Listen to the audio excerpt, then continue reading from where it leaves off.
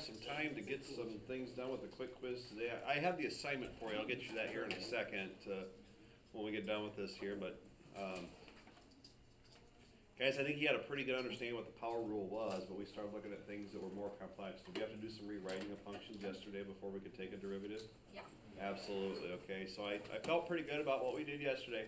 I'd say use those examples to look at and make sure you get everything, but guys, get your coefficient up front, get your function x up there, get your power up there, and I think that you'll be in good shape with everything. So let's get rolling with this right here. Example 5, applications of the derivative. We've kind of talked about this a little bit before, but we're going to take this a little further here, guys.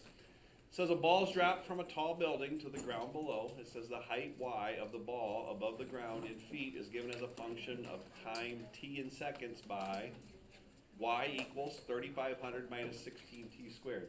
So if you can imagine us dropping a ball off of a tall building right here, this is going to give us the, what's this again, kids?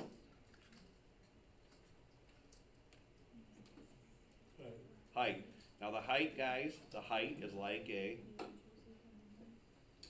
position or a distance above the ground. We've talked in the past that if I have a position function or a distance function, then the first derivative would be its velocity. Velocity. And then the second one would be the what? Acceleration. Exactly. So guys, right here, first part of this question says find the velocity of the ball at time t. Well, the velocity would be the first derivative of our height or position, wouldn't it? So in this first box right here, we're really trying to find y prime, aren't we? Okay, that's pretty easy. What is y prime here, kids?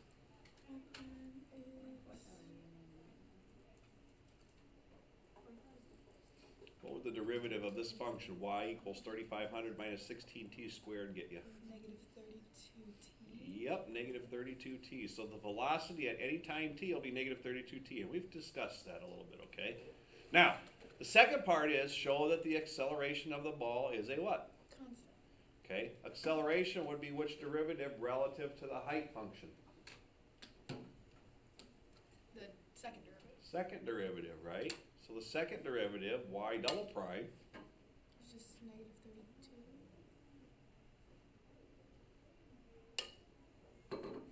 on Earth. The acceleration due to gravity is considered to be negative 32 feet per second squared. So does it make sense that this function is written the way it's written? Yes.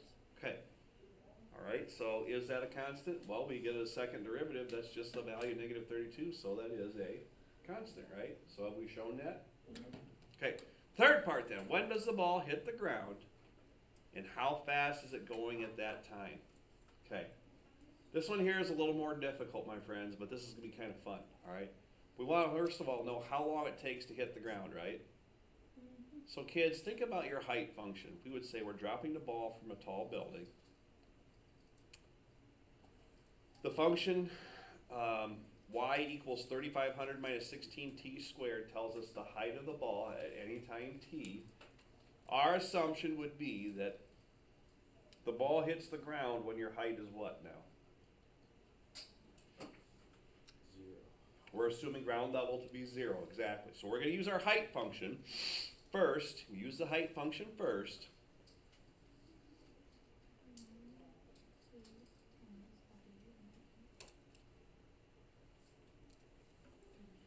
Okay, my friends, talk to me. What was the height function?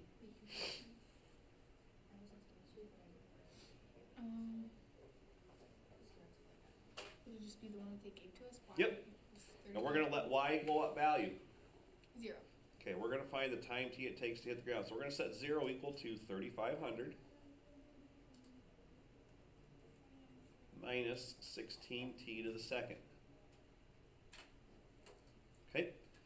Guys, to solve this right here, I'm going to add 16t squared to both sides. So I've got 16t to the second equal to 3,500. I'm going to need some calculator help this morning. Do I have a volunteer that would take 3,500 and divide it by 16 and give that to me to two places?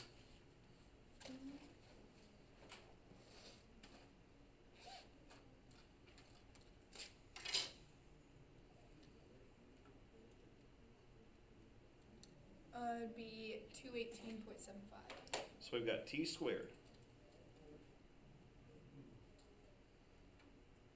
equals 218.75. Mm-hmm.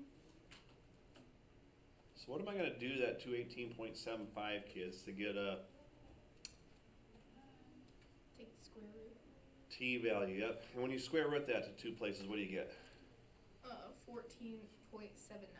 Okay, so this 14.79 represents the time t when the ball does what? It's the ground. Okay, 14.79 seconds is when the ball hits the ground, okay? So this here is, I'm going to say, this is the time it hits the ground. Now, friends,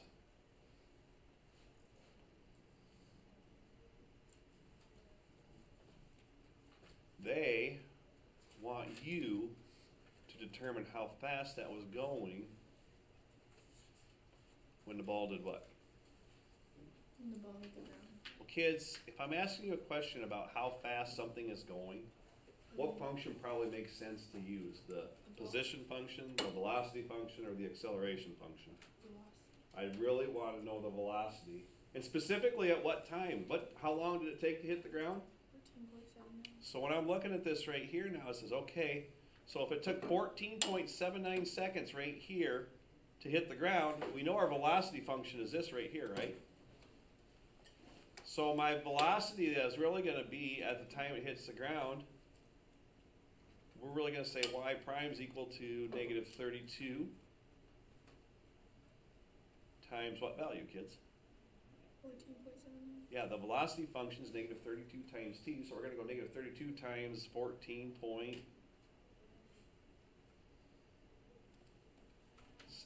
which, you got on top of that, Ellie, for me? Yeah. Negative 473.28. Negative 400. I need to hear that again. Negative 473.28. 73.28. Thank you. And this would be in feet per second. Anybody want to do something for me here? Take that number, 473.28 times 3,600. Times 3,600 or 35? Yep, times 3,600. And then divide that number by 5,280. Divided by 5,280. Mm-hmm. You want to know the answer? Yep. Negative 322.69. If I threw a ball off of a building, let's say it's a baseball, and I threw it off the top of a building, just dropped it, and you were down at the ground, how fast was that number again, Ellie? 300 and... 22. It would hit you at going 322 miles an hour. So it would probably kill you. Well, it probably would, but here's the real deal on that. I don't think it would get going that fast. Because I believe terminal, somebody Google up terminal velocity. Is terminal velocity like 254 miles per hour? The fastest at which something can fall given wind resistance or air resistance?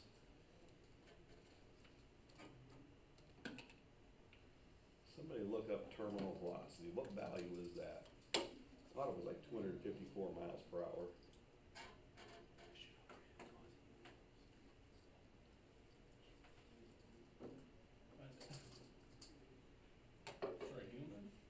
Anything. What's it saying? Well, it's different for different things. What's it say for For people, it's about 200 kilometers an hour. 120 miles an hour. 120? For baseball, it's 95. Really? That's what it's like. Really? Interesting. Okay. Well, suppose we were living in a vacuum, then it would be how fast? Perfection zones right now. I thought you were skipping out on the anatomy.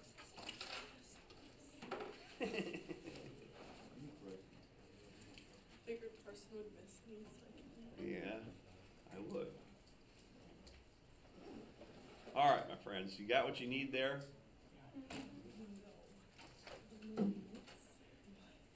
Kate, if you want to get that from somebody that's got that down, that'd be good, all right? All right, hey, last page, guys. Really nothing to write here. I just kind of want to discuss some things here with you guys. So I'll head to the board here in a second and get this rolled to the top. Guys, the thing I want to talk about here is this. We're going to start looking at derivatives here graphically, but I want you to start understanding some characteristics of these derivatives right here. So for instance, I'm just going to read through this to give you an idea of what's going on here. But guys, in example 6, it says showing derivatives algebraically and graphically. And I'm just going to read through this. It says figure 3.8 down here. This is what kind of a function according to 3.8, kids? Cubic. Cubic function. So this might be something of the form, I don't know, maybe like, I don't know, it might be like something like x to the third, ax to the third plus bx to the second plus c times x plus d. Okay? Now understanding this right here, a, b, c, and d are all some number. Okay? A, B, C, and D are all some number. Alright? And then what it says over here, it says both graphically and algebraically describe the behavior of the derivative. Over here, 3.9, this is going to be the derivative of this over here. Okay? Things to think about. This is what type of a function again? Cubic functions have this characteristic of kind of a sideways S shape somehow. Okay? Now, if I was taking the derivative of, let's just say that this was some cubic function right here. Help me with the derivative of this, okay? Keep in mind, A, B, C, and D are some number, so they're some constant, aren't they? Okay? Guys, help me with the derivative right here. 3 times A would be 3A, right? Times x to what power for derivative? Okay, help me with the second part right here. 2b times what? Plus what? Okay, and then d, the derivative of that constant would just be 0, wouldn't it? Here's the thing I want to kind of get you to start understanding. Cubic functions typically have how many bumps? In other words, how many peaks and valleys total? 2, right? Okay. Typically the number of peaks and valleys for functions, not all the time, but typically when you see something like this, if you see something with like 2 bumps in it, the derivative function of that basically comes down to, doesn't this just have 1 valley? Guys, think about this. The derivative of a cubic function is really what kind of a function here? Second degree would be called a, starts with a Q.